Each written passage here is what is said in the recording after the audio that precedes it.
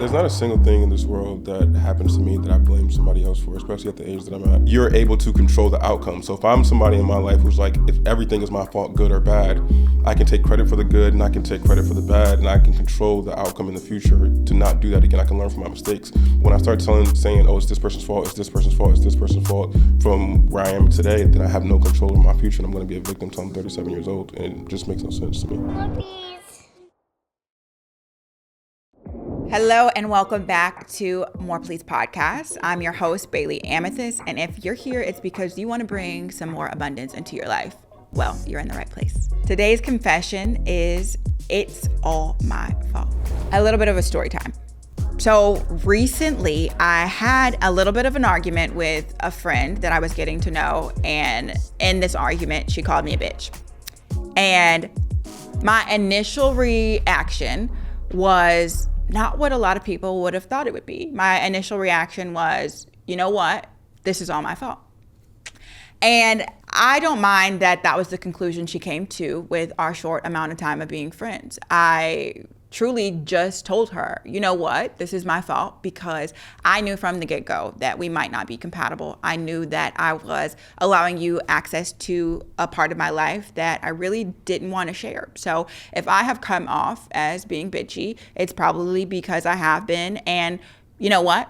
I take full responsibility. And you know what that allowed me to do? That allowed me to feel good about myself, apologize, and move on. That was completely my fault, because why did I even allow somebody to come into my life at a capacity that I knew wasn't right for them? That's completely my fault. I can't be mad because I know myself the best, right? So if my vibrations are way over here and another person's vibrations are way over here, then if I can see that from the get-go, why am I going to allow this person to pretend like we're vibrating at the same level? No, we're not. But I want you to bring that concept into every single area of your life. You have to start learning how to take full responsibility. The sooner you grasp that concept, the better. Take full responsibility for what happens to you. It's one of the highest forms of human maturity. That is a quote from Jim Rohn.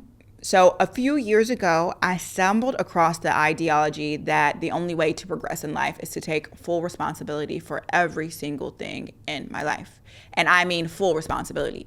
Even when things happen to me, it's still all my fault. As long as I blame other people, I lack control to be able to change the situation. But when I take complete responsibility for those things, I gain immediate control to change the outcome of the situation. So a lot of times when I tell people about this concept, the immediate response is, but everything's not my fault. And I want to address a few things that I feel like are outside of people's control. And there are certain things that happen to you that you have no control over. I understand that, but that is not the concept that we're talking about today. I genuinely feel no matter what happens to you in life, you have complete control over how you respond to those things. For example, if you grow up in the same house, we can have two siblings that grow up in the exact same house. They have parents that have put them through some type of harmful experience. And one sibling can go on and use that as fuel to the fire and become the most successful person in the world, or the most kind, most sweet, most gentle. And then the other person could take it as, oh, well, this happened to me, so I'm going to be harsh. I'm going to be angry. I'm going to be mean. I'm going to be mad. And they turn into the same monster or an even bigger monster than the one that they were running from. This is the entire concept of taking responsibility and everything being your fault. So every single person makes micro decisions at every point in their life that lead them to where they are now. You are the only person that is responsible for your emotions and your actions, and how you respond to things is in your complete control. I'll use my husband as an example, and I am going to bring him on in a little bit to outline this concept, just because I feel like if anybody knows about taking control and responsibility of your life, it is my husband. This man was born into a family that did not have any money. He lived in his car before with his father and his brother. He moved 16 times. He was homeless. He just didn't have any resources. And instead of taking the victimized mentality of like, this is what happened to me and I'm just going to give up, he just decided that he was going to take complete control and build the life that he wanted instead of the life that was given to him. So I feel like if there's anybody better to explain this, then it's going to be him. So I want to welcome my husband to the podcast. For those of you that are not familiar with him, you really need to look him up, because he is doing his thing and he came from nothing, and now he is doing everything. So For I just sure. wanted to bring you on because these are conversations that we have often, but I don't feel like people even know the level of accountability we hold ourselves to. So we need to drive it home. Yeah, there's not a single thing in this world that happens to me that I blame somebody else for, especially at the age that I'm at. You talked about before I jumped on, like the amount of books I read, and one of my favorite books of all time is The Success Principles by Jack Canfield, one of the most popular personal development books of all time. And the very first chapter is you must take 100% accountability for your life. It is nobody's fault but your own. Right? Like you were born poor or however you were born, like that's not your fault, but where you are now is your fault. And I'm tired of people out there acting like victims when they're 31 years old, acting like a little kid because they want to blame their best friend for something that happened to them or their ex-girlfriend or their ex-boyfriend. It's your fault, and I have a myriad of examples. And when it comes to my life, whether, I make money or not, that's, my fault. If I lose a friend or not, it's my fault. I didn't foster the relationship enough, or I did, right? We can talk about previous employees. I had a previous videographer who, left, maybe a couple of years ago, and I could blame him for doing X, Y, and Z in terms of, I was paying money for family and all this other stuff. It's my fault. I didn't enforce contracts. I didn't enforce NDAs. I didn't enforce anything like that. I just let him go. And then when I knew, all that stuff was going on, I still didn't go through any type of litigation. I was like, oh, no worries. That's my fault. Yeah. I could have done something, right? Or people who, get pregnant unexpectedly. You had the choice to, use a condom or not. You chose not to. That is literally your fault. Like, I'm tired of people blaming, somebody else for where they are in life. And it's because it makes them feel better about what's going on currently in their life, right? Like a lot of my friends who are asking me for money every single week now, like I literally dropped out. I made that tough decision, which was very, very tough and risky. There was no guarantee on that.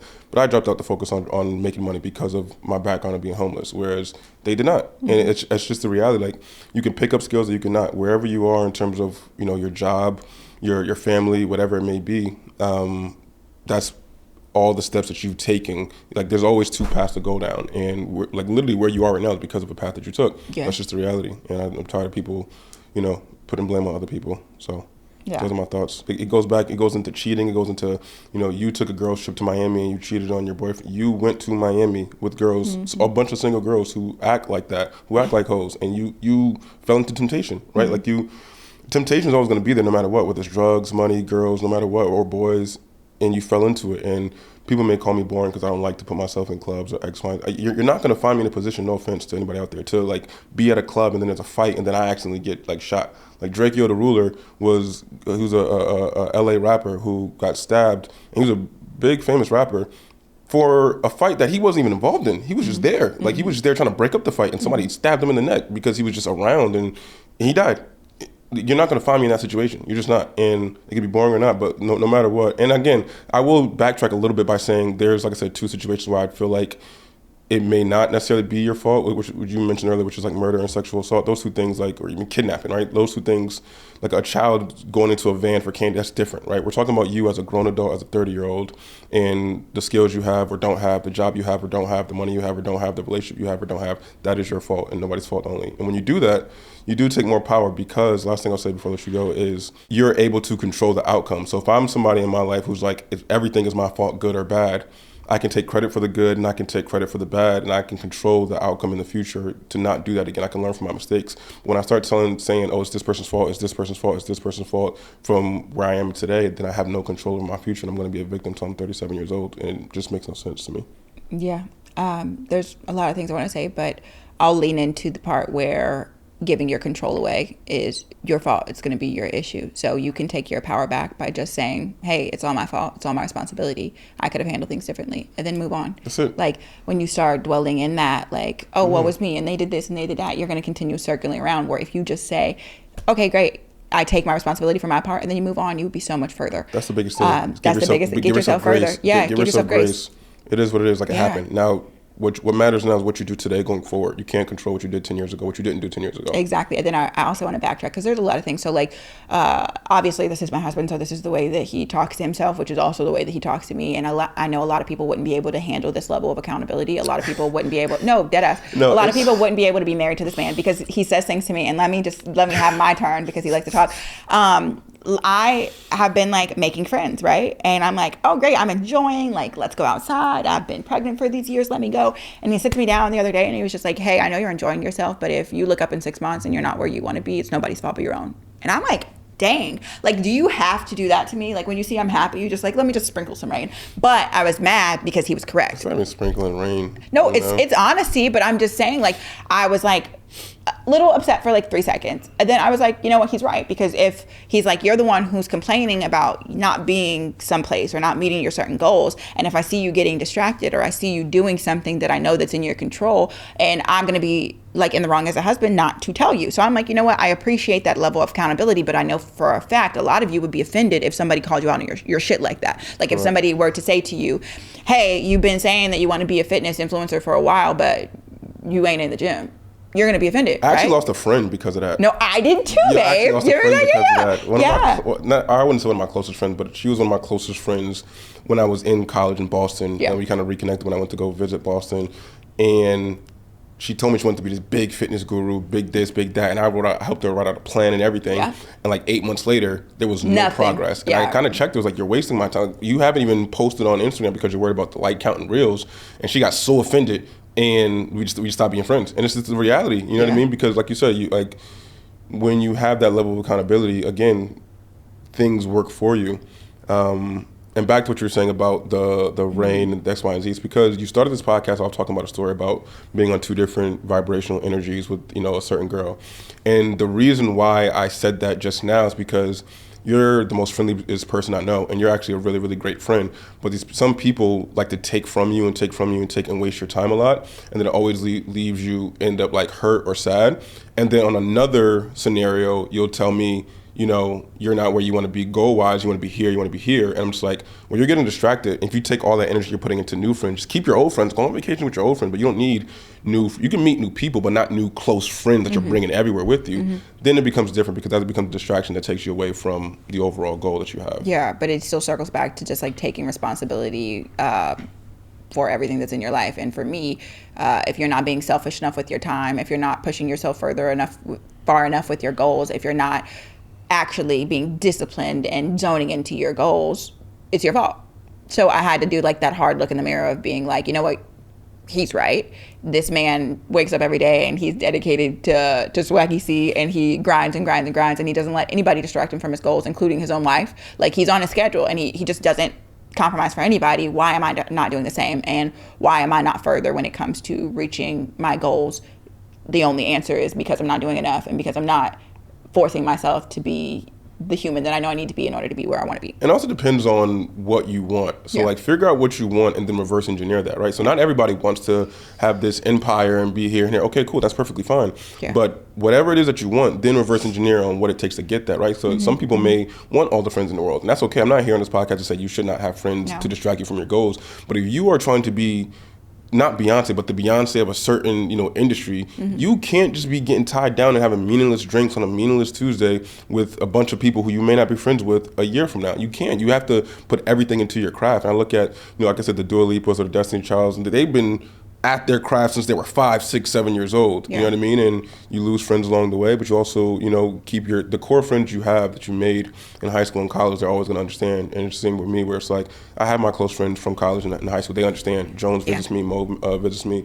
And same with you. You have your core friends. And I feel like meeting new people is cool, but they should not distract you and take you away from what you want to do on a day-to-day basis. Yeah, and I think a lot of people wonder why there's such a gap between people that come from the same place. And I think like that's just the answer of like, you listen to the top CEOs in the world that have just basically catapulted their careers. And the one thing I like about them is that instead of blaming issues on other people, they're the ones that are like, okay, you know what? I did this wrong. I messed up. Like all the CEOs that I know, they're like, I made so many mistakes. I messed up in this way. The faster I can learn to correct my mistakes, the more mistakes I can make more quickly and correct them, take responsibility for what happened and move forward, the further I get. Correct. So you can play the blame game, but it's nothing.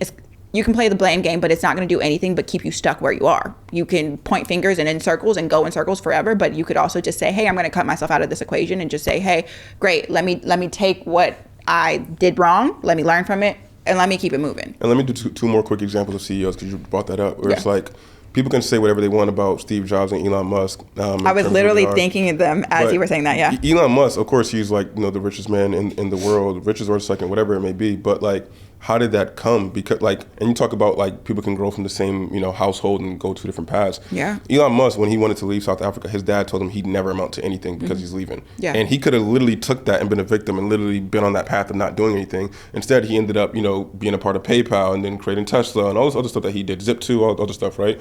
And it depends on where you are in your path, so much so that he just reconnected with his father a couple years ago and he cried because of what happened younger. And even with Steve Jobs created Apple himself from his garage with his friends. And then when he got the board of directors on and started diluting his shares, they had enough power to vote him out. So he had to leave Apple. And instead of being a victim saying, I created this company and got this massive valuation and woe is me, he created Next and Pixar, which were big. And then not Steve Jobs, Apple, their valuation tanked so much so they had to beg for him back, and he came back and then grew it and then created the iPod, the iPhone, all the other stuff. So it's everything is your fault. Figure it out. Yeah. Figure out what you're doing wrong. Figure out what you're doing right, and just make up for it. That's all you have to do. Yeah. But just don't go down that wrong path of I'm a victim and everything happens against me, because you're not a victim. You're a grown adult who can change things. You have the power to change whatever you want. Yeah. So. And on that note, that is the point of this podcast.